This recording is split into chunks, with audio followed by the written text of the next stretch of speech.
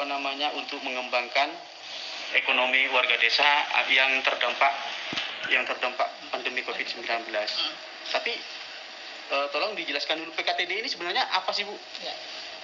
Terima kasih Mas Badri, sahabat desa semua. Jadi sebetulnya memang sesuai dengan kebijakan nasional dan berulang kali Gus Menteri, Bapak Menteri menyampaikan bahwa fokus kegiatan untuk tahun 2021 terkait dengan penggunaan dana desa itu fokusnya ada 3. Yang pertama untuk penanganan COVID, kemudian untuk bantuan langsung tunai dana desa, dan yang ketiga adalah untuk padat karya tunai desa atau PKTD dalam rangka mendukung untuk pemulihan ekonomi di desa.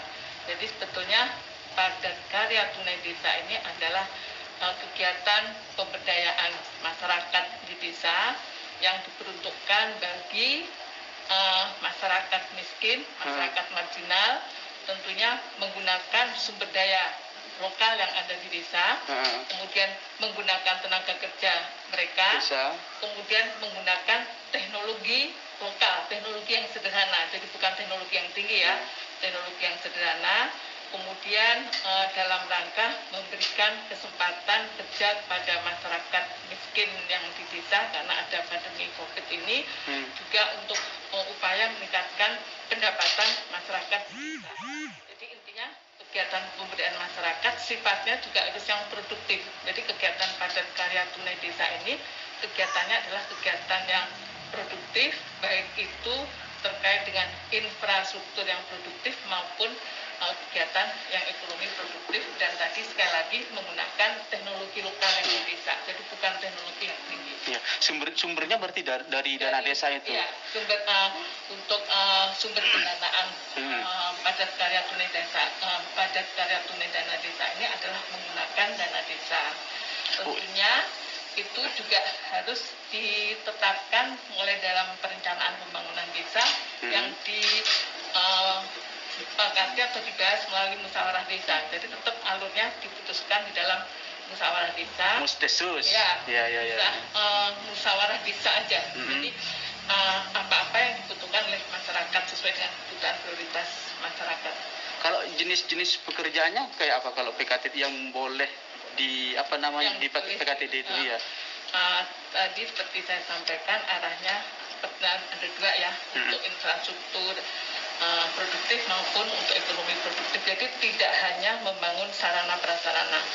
Jadi untuk padat karya tunai dana desa ini bisa juga digunakan untuk kegiatan, katakanlah di desa banyak lahan-lahan tidur atau lahan kosong, itu digunakan untuk menanam. Jadi menanam tanaman-tanaman produktif, tanaman pertanian di lahan kosong itu, sehingga pesertanya tadi mendapatkan upah dari situ.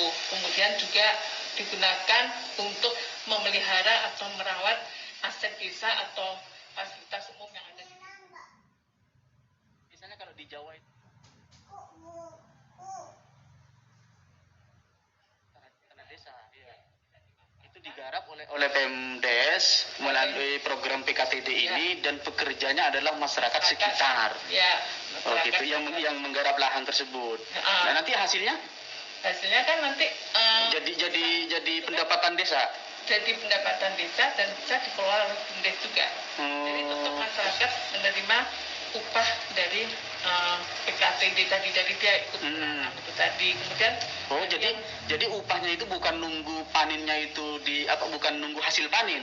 Enggak, jadi kan dari dana desa tadi sudah dialokasikan pendanaannya untuk mendukung penanaman di lahan ini, untuk merawat atau memelihara fasilitas umum di desa. Jadi dia bekerja di situ, dia mendapatkan upah. Nah, besaran upahnya pun itu disepakati bersama di dalam musyawarah desa.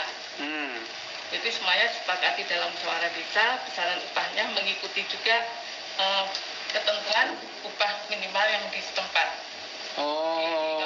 Kalau misalnya upah minimum kabupaten setempat itu 1 hari, nah kan kalau upah minimum kan itu bulanan, Bu? Kan harian. Harian ada juga ya? Jadi saya nggak tahu berarti, Bu. Disepakati semua lah musyawarah desa itu ya. Jadi kalau misalnya di upah minimumnya itu standarnya itu 100.000, ya, Ya. paling tinggi itu. Pekerja warga desa yang bekerja melalui program PKTD itu langsung dibayar 100.000 itu. Sesuai dengan arahan memang itu dibayarkan harian. Dibayarkan harian. Ya, karena apa? Memang kan tujuan utamanya kan untuk memberikan uang cash kepada masyarakat sehingga membantu mereka untuk meningkatkan daya beli masyarakat. Nih, takut ada yang nggak paham nih Bu, sobat desa yang ada di rumah maupun pendamping desa maupun warga desa yang ada di seluruh Indonesia. Berarti Padat Karya Tunai Desa ini bisa juga programnya itu infrastruktur, misalnya pembangunan jalan ya Bu ya. Pembangunan jalan yang sebelumnya itu pekerjaannya di pihak ketiga kan atau nah kalau yang ini dikelola langsung ya. Berarti oleh warga desa. Mas Badri, saya sampaikan bahwa sebetulnya semua kegiatan di desa yang menggunakan dana desa itu arahnya adalah swakelola. Sebetulnya semuanya swakelola. Nah, untuk PKTD ini pekerjanya adalah masyarakat. Masyarakat tentunya tadi ada masyarakat penganggur, setengah penganggur, kemudian ada juga masyarakat miskin lainnya, masyarakat yang marginal, yang berkebutuhan khusus ya, mungkin ada yang penyandang disabilitas, kemudian ada juga perempuan kepala keluarga atau PK. Tentunya masing-masing tadi terlibat sesuai dengan jenis pekerjaannya. Jadi tidak kalau misalkan perempuan tidak harus di infrastruktur tadi kan sepertinya kan bisa saya sampaikan bisa untuk penanaman, kemudian pemeliharaan aset, memelihara pasar, kemudian mungkin kalau desa wisata ada tempat kulinernya untuk membersihkan tempat kuliner dan seterusnya. Bahkan di BUMDes ada untuk memproduksi masker dan seterusnya, ada memproduksi batik.